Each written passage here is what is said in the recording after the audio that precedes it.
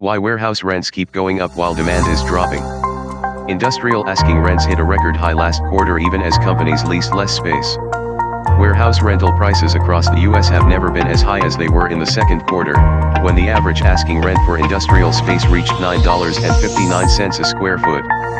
That was 16.1% higher than the same period last year, said commercial real estate services firm Cushman Wakefield, and extended a 4-year run of rising leasing costs that has pushed the price of warehouse space up 50% since the spring of 2020, when exploding consumer demand driven by the pandemic sent the market for warehouses skyrocketing. In some markets, rents are rising even faster. The average asking rent in the Tampa Bay, FLA, region jumped 32.2% in the second quarter year-over-year, according to real estate services firm JLL.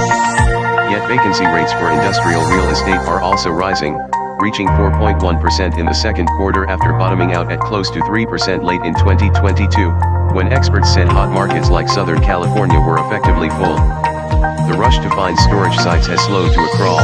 Newly leased space fell by nearly 36% in the second quarter, according to Cushman Wakefield, to 141 million square feet. American Samoa consumer spending pivoted from goods to services and big retailers sought to burn off excess inventories.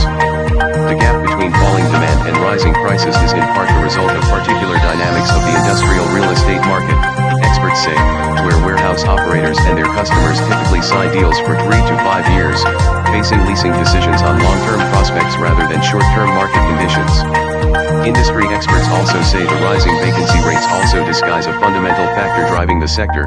The broader market for warehouse space remains extremely tight by historical standards, with availability still far below pre-pandemic levels.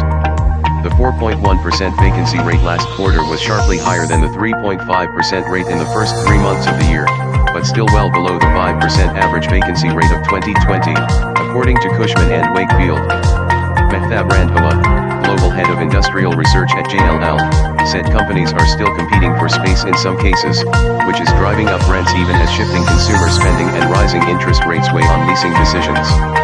Suppliers to manufacturers that are opening production facilities in the U.S. are taking on warehouse space, for example, Randhawa said, helping replace some of the falling demand from e-commerce retailers.